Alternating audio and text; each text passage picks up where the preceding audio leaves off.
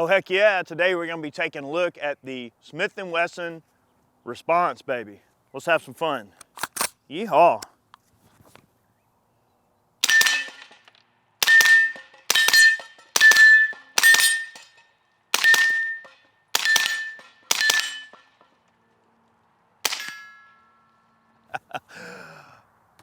Oh yeah. How's everybody doing today?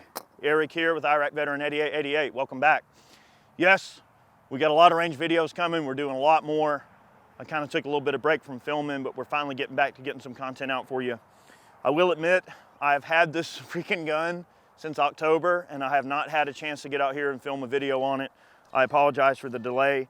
And a big thanks to Smith & Wesson for sending this one out early. I did have this gun way early before it came out, and you know, they do that now. Like lots of companies will send a gun out really early so that people like me can get a hold of it and get some content ready. And then when they release the embargo, you know, you can release the video, that sort of thing. And we've done some of that in the past, but on this one, I got a little lazy, y'all. So I'm just now getting around to putting a video out on this. But a big thanks to Smith for sending this out for us to check out and make a video here for you today. And we are going to get into this. Before I get started, I would like to thank our friends at STI for supporting today's video.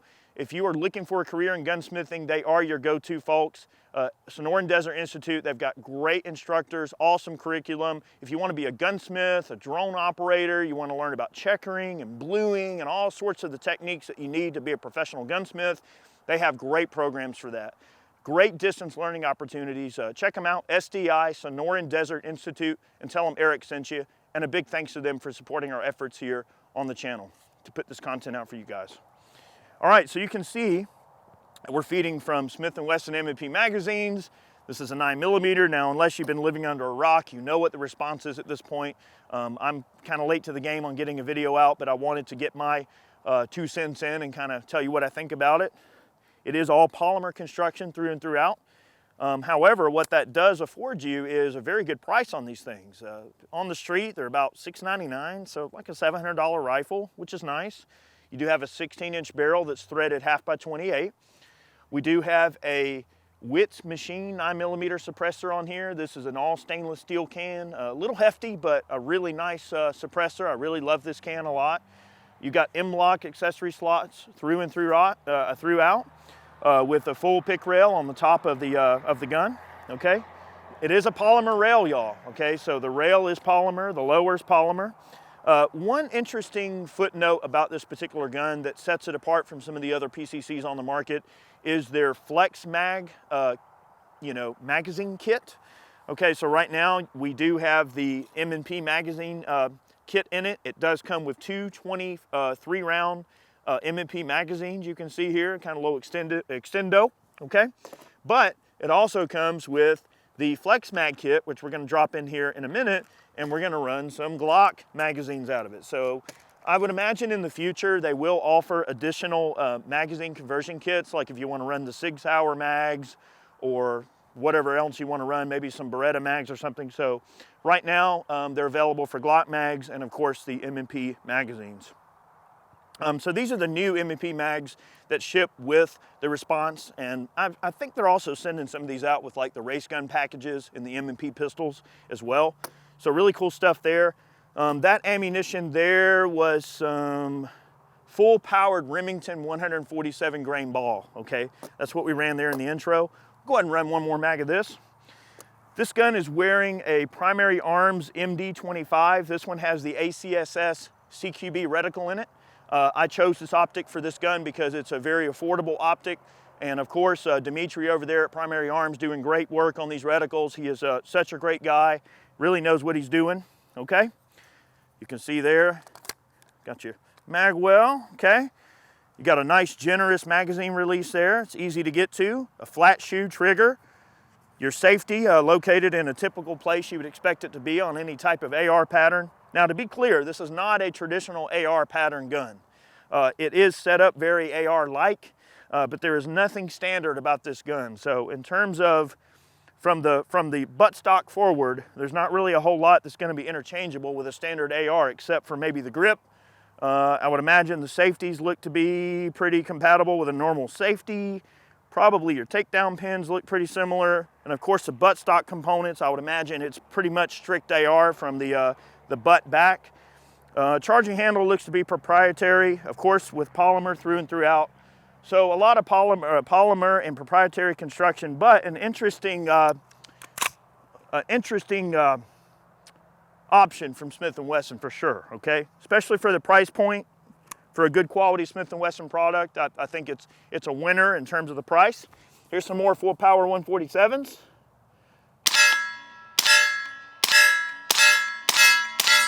Ridiculously accurate.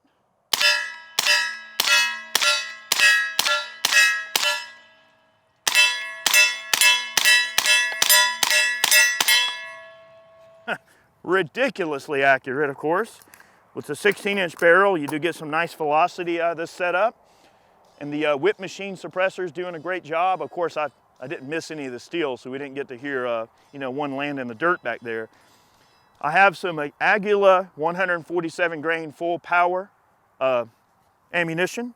So this should have a softer sound, being the 147, just like the other ammo we shot.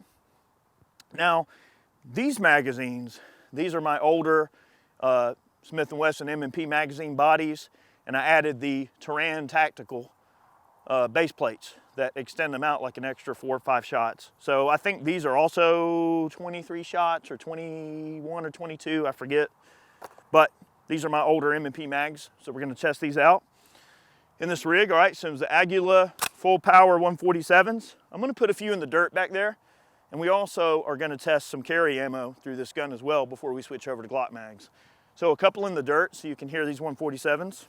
And I'm also gonna let you hear these Subsonic 147s next. All right, 16-inch barrel with a suppressor, full power 147s in the dirt.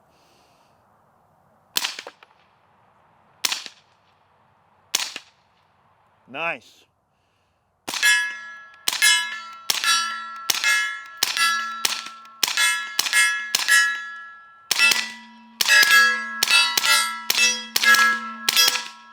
Yeah. Wow. I have to say that the way that round sounds going out of a 16-inch barrel, I almost feel like more of the powder is burning up in that 16-inch barrel, and you're not really getting an increase in velocity that's causing a crack with the 147, even in the 16-inch barrel. Are y'all getting that vibe? Because I am. All right, now some legitimate subsonics. These are Remington 147 grain subs. They are moving an advertised velocity of 945. So this is going to be a little bit slower than the Aguila. Again, in the dirt. All right, now these are straight up subs. Let's see if they run the response here. In the dirt. Nice. The steel.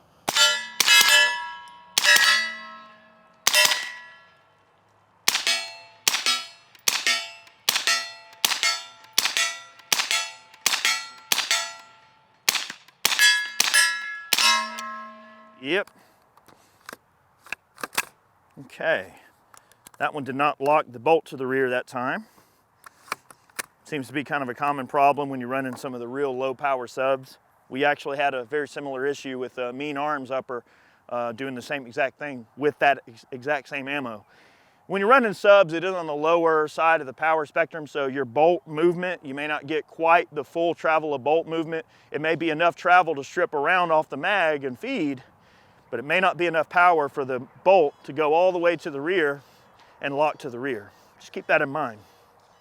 Okay, so now we have some, this is some law enforcement federal 124 grain HydroShock. This is some carry ammunition.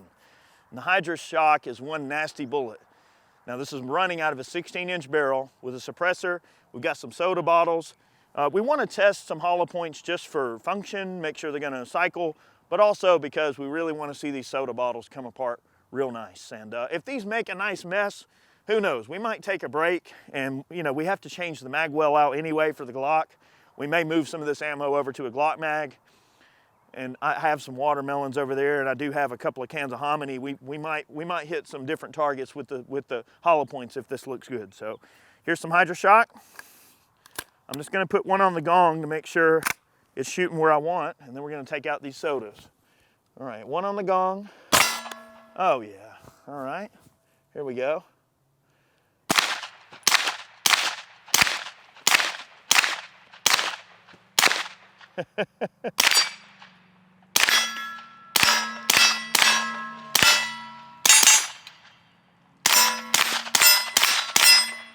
Yep.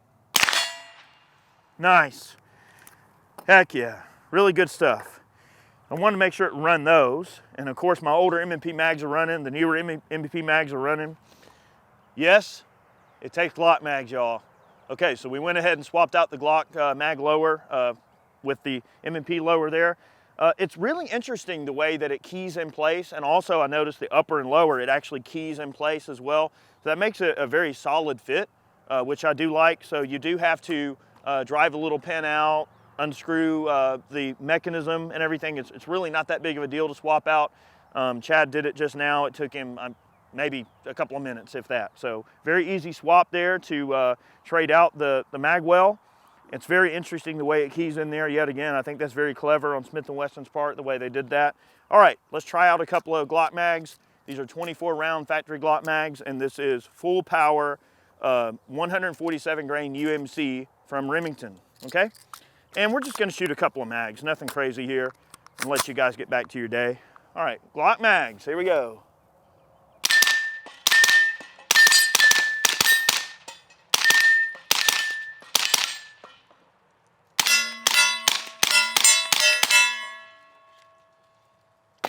Heck yeah. Pretty fast double taps there. You know, that flat shoe trigger breaks real clean. Very nice. Fast cycling, good shot recovery. 16-inch barrel is nice, you know, points real nice. Okay.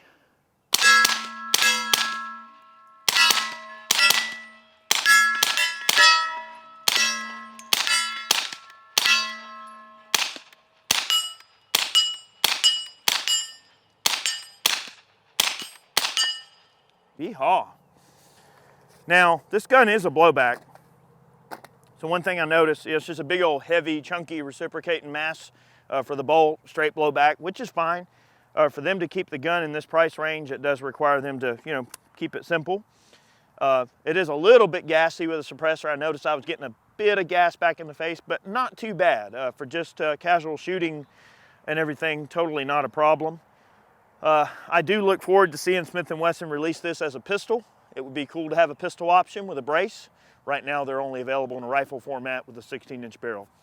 I hope you enjoyed today's video. Thank you so much for tuning in. Many more videos on the way, and again, big thanks to Smith & Wesson for sending this response out. Really cool setup. We hope to have more stuff to show off for you in the future. Have yourselves a great day. Many more videos on the way. We'll see you soon.